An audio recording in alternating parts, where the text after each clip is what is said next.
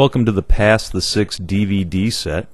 We'd like to spend a few minutes and give you an introduction as to what you can expect from the product.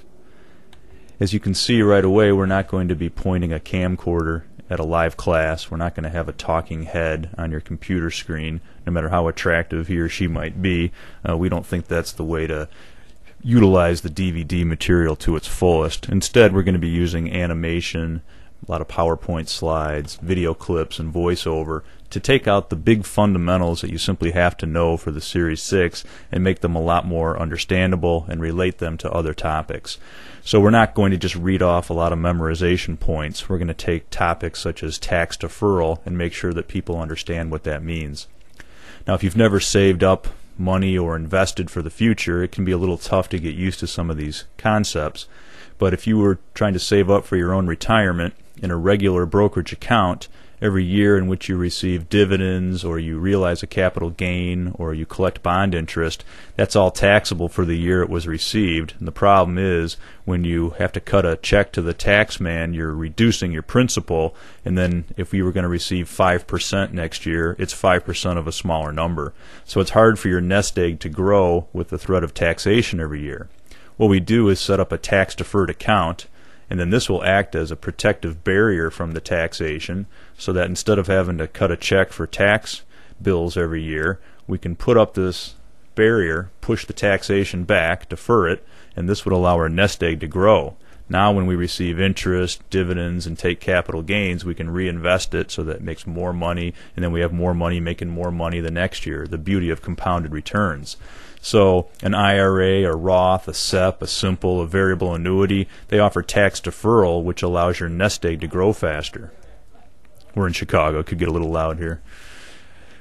IRAs, I would expect a few questions on your exam, and you have to understand that for the tax deferral that you receive on an IRA, you have to remember that there are also penalties if you don't play by the rules. If you overfund your IRA, we could think of that as putting in too much, the IRS can charge you with 6% of the excess. So if the maximum contribution is $5,000 but you put in $10,000, they can charge you 6% of the excess and any earnings associated with it. A lot of people have probably considered what would happen if I just took my money right now at age, say, 42. Well, you can have your money. It is your money. But if you take your money out before age 59 and a half, not only will you pay ordinary income, but as you always would, there would also be a 10% penalty. So if somebody had a $100,000 IRA and she's 42 years old, if she just liquidated it, she could do that, but the IRS would take 10 grand as a penalty and maybe 33 grand for her ordinary income rate, and she might walk away with only 57. Can she do it? Yeah. Now, does that mean that everybody who takes money out before age 59 and a half would get penalized? No, there are ways around it. Death, permanent disability, first-time purchase of a primary residence, certain education, and certain medical costs. Now, if you're permanently disabled, you're no longer able to go out there and make earned income. So do you avoid taxation when you pull the money out of your IRA? No. You avoid the 10% penalty. Same thing here. If your grandma makes you the beneficiary for her IRA, when she dies, there will be no penalty, but you will pay ordinary income when you receive that money. Also, with people living longer now, we have to consider the required minimum distribution. At age 70 and a half, the individual has to start taking money out of the IRA, at least the required minimum distribution. So basically there's that tension where the individual wants to leave the money in there as long as possible, but the individual's been driving the IRS crazy all these years, putting money in the IRA that doesn't go towards taxation. It's been a nice dance, but it's time to pay the piper. So you have to start taking out some money. If you don't, the IRS can remind you by charging you 50% of your required minimum distribution. Whoa. So we said that if you're not 59 and a half and you don't have a good reason, you can't take your money out unless you're willing to pay the nasty penalty. Let's say that you leave a job where you had some 401k money and you want them to cut a check to you in your name. You're doing a qualifying rollover. So the custodian liquidates your positions, the mutual funds, the stocks, the bonds, cuts a check in your name. You're going to set up a new IRA, but you'll have to cut a check to that custodian within 60 days. And you can only do this once per year. What if you don't send it within 60 days? Then they're going to call it an early distribution, and then the ordinary income and 10% and all that other nastiness. Now, a direct transfer would just be where you told the 401k custodian to cut a check to Fidelity, TD Ameritrade, whoever is the IRA custodian. Nobody really cares about those direct transfers. But if the check is cut to the individual in his name, that's a qualifying rollover. He or she has to complete it within 60 days.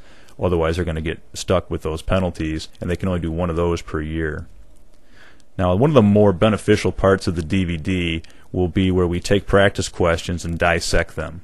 Now, obviously we have practice finals in the book, and we have the quiz sets and some software, but those are just questions that you have to figure out. What we're doing here is teaching you how to take a test, because for most people that's the skill that really needs to be worked on. You know, you could know the information, and for some people, even though they kind of know the information, they're not able to get at least a 70, which must be frustrating. But for most of those people, it's just that they haven't really worked on test taking skills.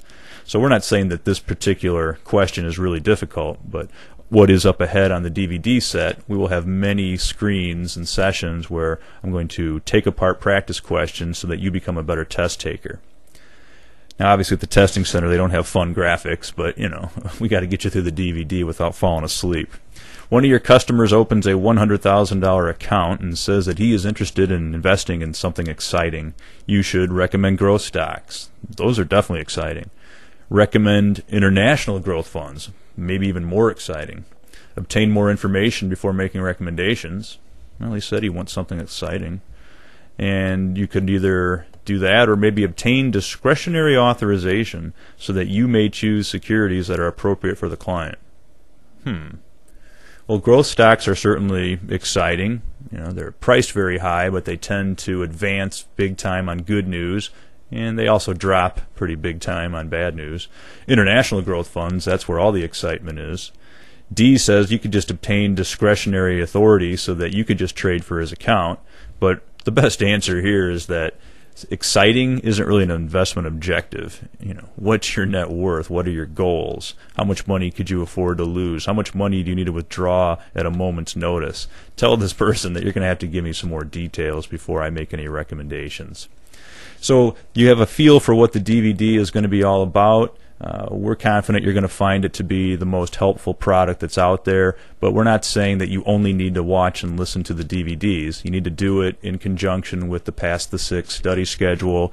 The book has the necessary details. We're not saying that you can skip over the book. It's just that you'll be able to understand the book a lot better, and the information will become a lot more familiar if you also use the DVDs, and the audio discs are also very helpful. But if you put everything together, you read the material, you listened to the lectures on audio, you went through the DVDs, and obviously when we do practice questions, you can hit pause, try the question yourself, and then watch how I break it down. And you've also done the practice questions. You know, you've done everything that you can do. Just go out there, use your test-taking skills, and pass the Series 6. So we're going to leave the introduction at that. And obviously the next lesson is Lesson 1. It's a long one, and it has a lot of information that you're going to need to know for your test. If you have any further questions, please give us a call or send us an email.